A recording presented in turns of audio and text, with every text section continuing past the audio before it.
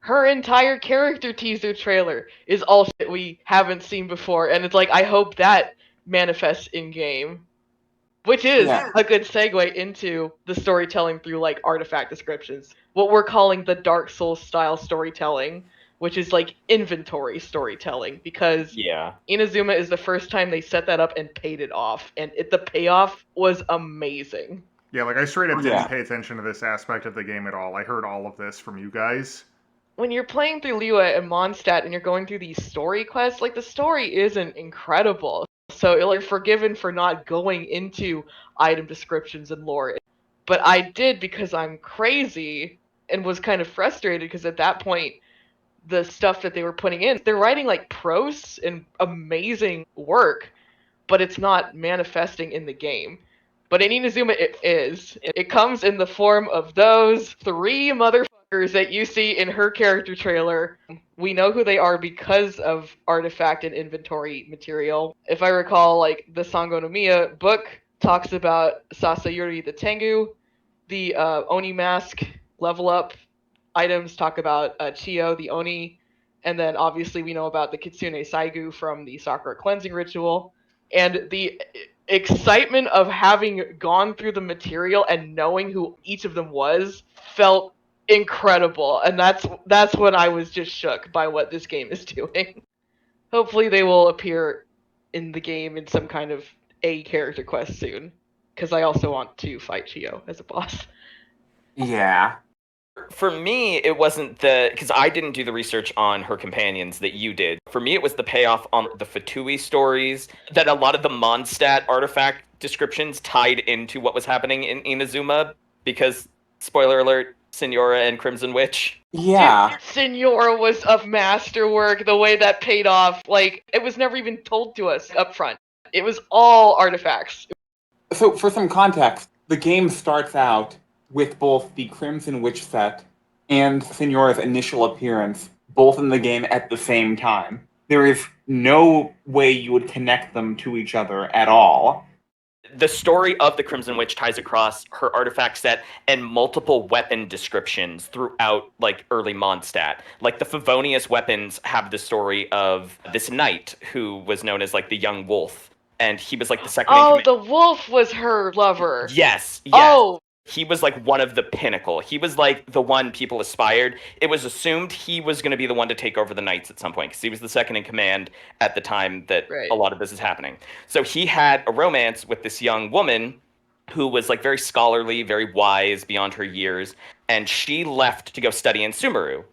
And while she was gone, the dragon Durin invaded Mondstadt and started, like, wreaking devastation everywhere. And he went to fight it and died in the process. Is Durin the one that's in Dragon Spine? Yes. That's And so she comes back from Sumeru, finds her homeland destroyed and her love dead, and her rage becomes so insanely powerful and hot that she just explodes into flame. No, it wasn't just that. It was that, like, the city was still besieged by monsters, and Venti was flat out asleep during it. So she used Venti was not here. So she ended up using her fire powers to, like, wipe out the monsters, and then afterwards... Oh my god, she saved Mondstadt? She essentially used all of her research to do what Alice would have done and just burned wave after wave of monsters. And like, continued to experiment until, like, she just flat out transformed her own body into that of essentially an elemental, so she could just continue to fight and fight. Because her goal after all of this was, I'm going to wipe out all corruption and monsters on the planet. Like, just destroy all evil in this world to make up for what I've lost. And then that, like, kind of leads into the next part of her story, which comes from the Pale Flame set, which... Again, they introduced this to, like, no fanfare. This was just like, oh, a new artifact set. This will be great for, you know, the physical damage users, whatever. No, like, I didn't see discussion about this until you brought it to my attention, Beef. There is one item, I think it's the flower, that talks about a woman collapsing in the snow in Snezhnaya and being found by the leader of the Fatui. He basically offers her a chance to quell the flames and, like, give her some comfort. And she is accepted to the Fatui, becomes a harbinger, and is clad in white. And that's the point in the story when it's revealed, oh, Signora is the Crimson Witch. Yeah. Like that is the first indication we got of that, and it was an artifact description that no one paid attention to. Which is underscored by the description for the cryo crystal chunk, because the description for that is literally the Tsaritsa speaking to Signora in the moment she gives her ice powers and brings her into the Harbinger's fold. Yeah. And essentially all of this happened in the background to such little fanfare. The actual correlation between them was fairly... You could have made the inference that the Crimson Witch set and the Pale Flame set were talking about the same person. However, it was still a little bit ambiguous. Like, it could have been Alice. Like, at this point in the story, all you see of Signora is her just being a two-dimensional antagonist. Well, all we know her for is the lady who kicks Venti when, like, the story denouement should be victorious. And then to show up at the end of Zhongli's story being like, it was all a work, like, good job on passing the test, but you were never a player on this board. Get the fuck out. Like, she's always one step ahead of you, but it's never sort of...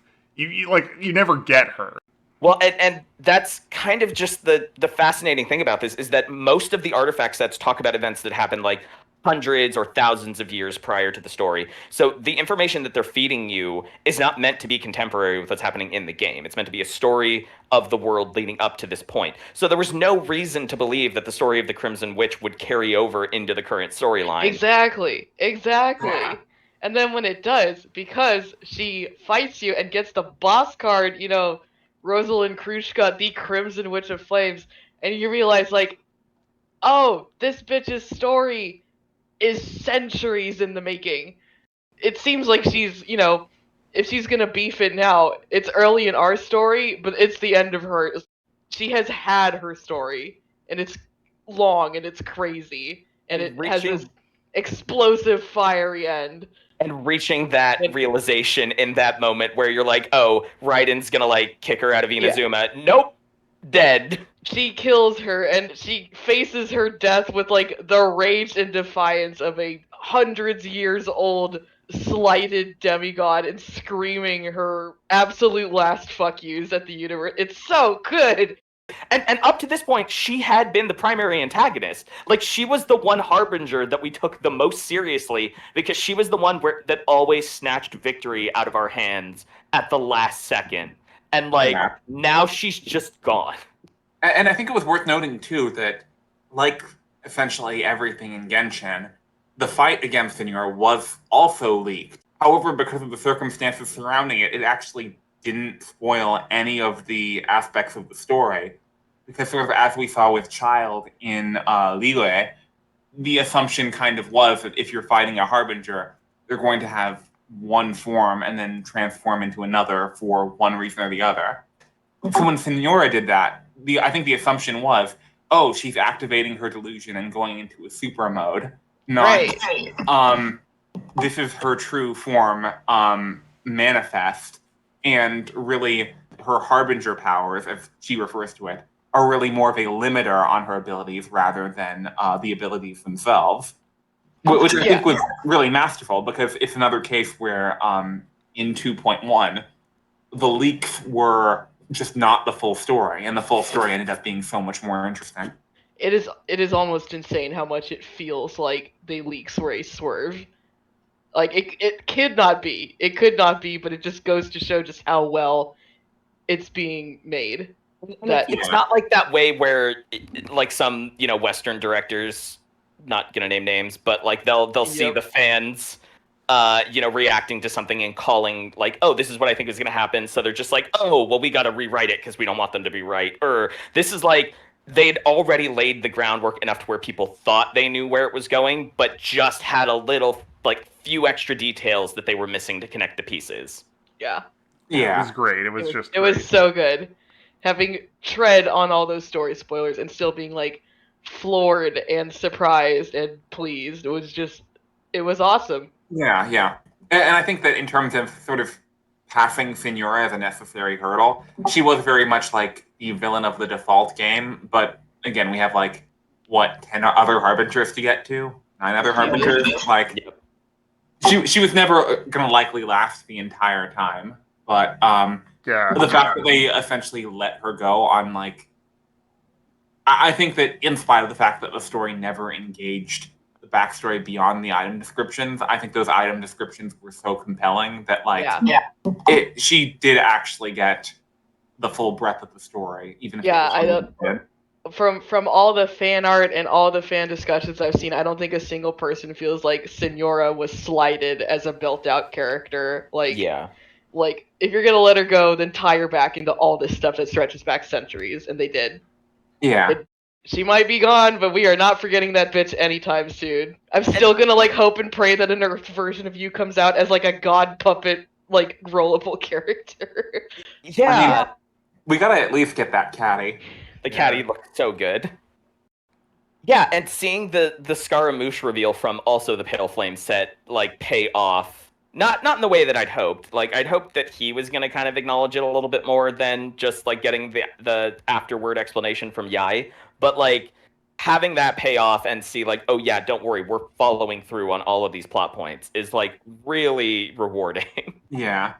But, like, that's just how masterfully they managed to tell this story, and because of it, I'm now actively reading, like, the item descriptions and the weapon descriptions and the artifact descriptions that previously I had mostly ignored, because now I'm like, oh my god, there's so much more to this story in here now. It's exciting! Yeah, and that even comes down to, like, split-second references, like in Raiden's backstory animatic, where it shows her killing the Thunderbird, that is presumably the same Thunderbird in the Lightning artifact set. As well as likely the result of the Thunder manifestation on Seirei Island. Right. There's just so much there, and just an astonishing amount of it was in the base game.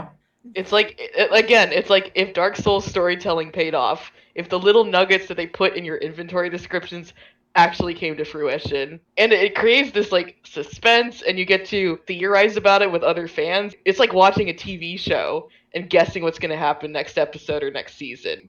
It's what makes this live game service, like, even more compelling. It gives people time to kind of pick up on things, and then they are forced to sit and process those things and come up with guesses that then get paid off in a way that they couldn't if all of this was released at once. So we're going to break from our story discussion to kind of talk about, like, the current events around Genshin as a product. Obviously, we've talked a lot about, like, the Raiden Shogun coming out with this kind of mystique of all the leaks, like, surrounding her. And that factored into kind of one of her biggest contentions right now, which is that she changed in, I would say significantly, like, not a bunch, but in a way that is significant from her beta testing appearance. Namely, her burst no longer can take advantage of Beidou's burst. And that was something that was in the closed beta testing that people were really looking forward to when Raiden came to the main game, and turns out that had been stripped from her kit. That was a huge uproar. It wasn't as bad as, like, the Zhongli release outcry as far as, like, this is a busted, defective character, because it really was one character interaction. But I think that combined with the fact that a lot of low to free-to-play spenders would have just gotten access to a Beidou because of her Thundersphere event, and B, a lot of Raiden's release seems like it was centered around people paying for her. Raiden feels like a lot of her best ability is locked behind her constellations, i.e. you have to roll multiple Raidens. And on top of that, like, it's no accident that she came out right after the paid currency top-up bonus reset. This is a character who was designed for people to try to get multiple times as feasibly as possible. Or at least encouraged to spend money on. Yes, exactly. She's one of the 7 gods of the game. She looks really cool. She has a really cool kit. Of course they're going to milk her. But did they milk her too hard? It's a tough call because we don't have any insight as to what's going on behind the scenes with their monetization model. Inazuma also brought back a lot of old players, or a lot of people who had kind of fallen off, came back in. Because, let's face it, I'm not going to say that there was a content drought, because there was always an event going on, but we were getting pretty burnt out back during the Lantern Rite, and that was in, February, right? Yeah, there was definitely a sense of burnout at that point. I think Inazuma was how they were counting on making a lot of their money back. I don't know when in the planning phase it would have like made sense for them to do this. Yeah, who's to say? Because we know that they were, like everything else on this planet, impacted by COVID delays. Yeah. Okay, like from an outsider perspective, their business plan seems to make complete sense, especially if Raiden's banner was pushed up. Like, it felt a little early to me. Now, granted, it was right when she had become relevant, so it's really hard for me to say whether her coming out coincided with the top-up renewal. I think that absolutely was a choice. Like the top renewal either would have been at the anniversary or or before it. Like maybe otherwise Kokomi would have come out before Raiden. Yeah, I was honestly expecting I could see Kokomi that. and Yai before Raiden, and then Yeah. Raiden was basically the third banner of Inazuma. Did we already talk about the MiHoYo leaker crackdown? So yes, in response to catching that heat because of leaked information, MiHoYo has started cracking down on leakers. Leakers got kind of spooked by the announcement and seem to have dropped out of the leak scene. But leaks are still happening. I wouldn't know firsthand, but they are. It's interesting because delve into it, the more complicated it gets. On the one hand, it's like, how entitled are you to the content of a leaked beta? It is a beta. It is their discretion to change anything, right? If you plan around a beta content and you get fucked, you can't blame MiHoYo for that. That's information you're not even supposed to be privy to. But on the other hand, leaks are kind of the great equalizer in this game that uses a known predatory monetization model in gacha, in what is essentially gambling. Like, MiHoYo doesn't do roadmaps, they don't do, bi-monthly Warframe type dev streams. And when you're talking about a game that's like, it's half gambling, half, put enough money into your pity and someone will pop out, like, people need to be able to plan ahead for what they're going to spend their money on. So, and that actively benefits them a little bit more, because then I it's think like, so. yeah, because then people who might be like too afraid to like ever spend any money because they don't want to be like screwed on anything would then look at it and go, okay, I know I'm gonna want this. I have enough to like roll this many times, and if I don't get it, maybe I'm willing to throw in like the $10 to push me over the pity line. Exactly. It really underscores Genshin's very interesting position in the gacha market overall, because pity turns it from pure gambling to something you can plan for. Well, And this is an interesting point, because I actually think MiHoYo doesn't want to do that, because at the end of the day, their business model is, gacha, and like the core of that is FOMO and impulse spending, like any sort of pre-planning does sort of run contrary, because they don't want people to have that kind of roadmap. Regardless of how MiHoYo as a company feels about it, like, we could give them like the benefit of the doubt on it. It is still based on a gambling system. yeah. And they do still want people to see something they like, have their like monkey brain neurons activate, and then just like throw money at it, Exactly. It's I'm not here to make excuses for MiHoYo. I think they are as brilliant of a company as they are greedy, for sure. They want people to spend as much as possible. I think Right. like the best sort of like thing they could possibly do is like give us character previews ahead of time and like give us like the build information, but that's probably not going to happen. They would never do Right. that. No, Like, yeah, I don't yeah, think no. any No, I'm talking like people- ideal world here. I'm talking like, Yeah. like in a perfect world, that's what it would be. I'm coming from the FGO world where the versions were out of sync with each other, and the JP version was 2 full years ahead of the American version. So But, you we- did effectively get a preview, but certainly not through the game company's volition. Yeah. And as Yeah. far as like how like Delightworks worked with FGO is they would just pretend that everything was new on social media and stuff. The one thing I do like that MiHoYo does is when a character is out, the test run system is awesome. It's great to be able to get hands-on with that and play with that. They should do another version of the test run where it's like, okay, show me how the character works in the context of my team.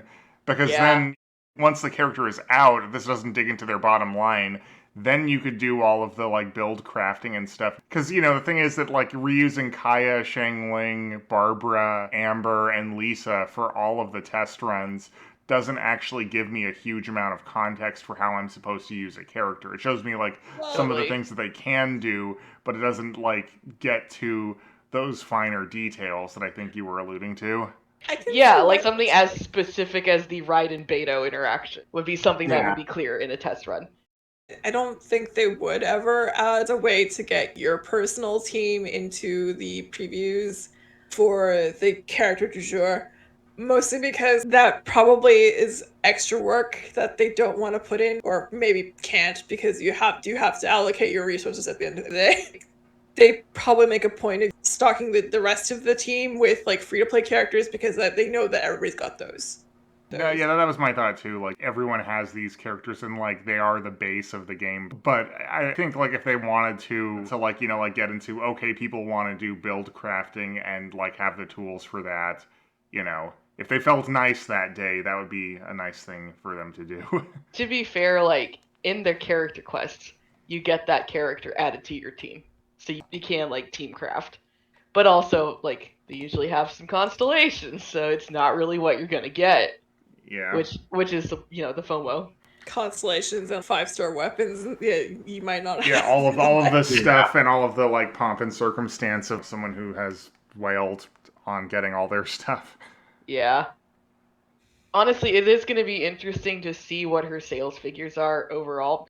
Yeah. Like, I wonder if she's going to have a steep drop-off. Or if people are going to keep rolling for those cons. Because, like, whatever makes them the most money is the model they're going to follow. So it will be interesting to see what Raiden do. Yeah. This is not a low spenders game. It's definitely not a free-to-play player. Oh, for sure game. not. Like, why would it be? Yeah. They wouldn't pick this business model if they weren't relying on their top 1% spenders. Straight up, I got Mona exactly a week ago. Thanks to Battle Pass items, I have gotten her to level 76. It would have taken me so much longer if I hadn't done that. Like, it's disgusting how much, like, faster it is to just get your characters up from just buying the Battle Pass. I do think the Battle Pass is a good value, because it's basically, like, it's a month sub. Yeah. Like, that plus Velkin is $15. Yeah. It's not offensive. Yeah. Yeah, exactly. Like, buying Primo gems is offensively expensive. But, yeah, no, it's a sketchy model. It is always going to be a sketchy model. There's, like, things I've noticed that are there in other free-to-play games that they seem to just sort of arbitrarily do for almost no reason. A lot of the time gating is so brutal, and I don't understand why. Especially when, like, you get up to the higher world and adventure ranks, and I'm basically being punished for being at a high level. That's not a good feeling. Like, you know, in Fate, like, you can get a character up there pretty quickly through the same amount of grinding. I mean, I honestly think it's just because they literally can't put out characters at a rate where you can have them, like, get them and then immediately have them leveled, because that would actually de-incentivize you from continuing to roll, but at the same time, it's like, I can't That's even, true. like, play with, you know, like, what I've paid for Exactly. until weeks later, yeah. so, you know, it's a... I mean, like, it's working for them because they're still making money off of it and I'm still playing the game, but it is like, okay, it's actually weird that you haven't sold me some way to level them up. I don't think I would buy it, but it's weird that, like, there is no fast track for just getting resources outside of the Battle Pass. In this one case, like, counting on that greed did not work out. Totally. There's the level of literally, except for paying Primo gems to replenish your resin, which is a horrible exchange rate. Yeah. Alright, so, like, what are your hopes for the remainder of 2.1? We got Kokomi coming up, we got some events, like, what are your hopes? I want to see that moon chase, I want it to be fun, I want it to be full of character interactions, I want that good writing from Inazuma to spill back into a region where most of my characters are from and all the people that I'm invested in. That is same. I want to see Xinyan and Xiangyun rock out on stage. Yeah, I want to see Yanfei hanging out with her cousin Ganyu. I want to see my divorced moms, Beidou and Ningguang. It's gonna be great. Yeah, because it's definitely going to make up for Lantern Rite, because you really didn't see them do anything goofy during Lantern Rite. Moonchase looks like it's gonna, like, they put fucking Kaching on the cover for it, so... We'll finally find out what a Kaching is. Yeah, what's her deal? Maybe- we'll I get a have character no class. idea, but I've accidentally C5'd her. Jesus. Damn. I want Kokomi to get a good character quest so that we have more explanation for why she needed to be in the story, because so far we don't really have one. I mean, there is an explanation, and that's we need 2 Hydro characters who to refer to each other as comrades. Let the shipping begin. I want to still, in spite of everything, roll a Raiden during the last couple of days where she's available. That's not likely to happen, but I can dream. I'd like to get good artifact rolls. Like, please. Oh my god. I'm Oh, dying. I feel that. Also, I would like to not be spooked and accidentally get a C6 Kaching because that would. Please let us know if that happened. Oh god. Okay. Well, I'll keep you posted. I don't think I've seen Kaching in my whole life. Well, if I accidentally C6 her, I will be contractually obligated to use her. So I guess if that happens, you will see her a lot more. All right. But yeah, I think that's gonna do it for us. So, thanks for visiting the Shade Chamber. See you next time, travelers.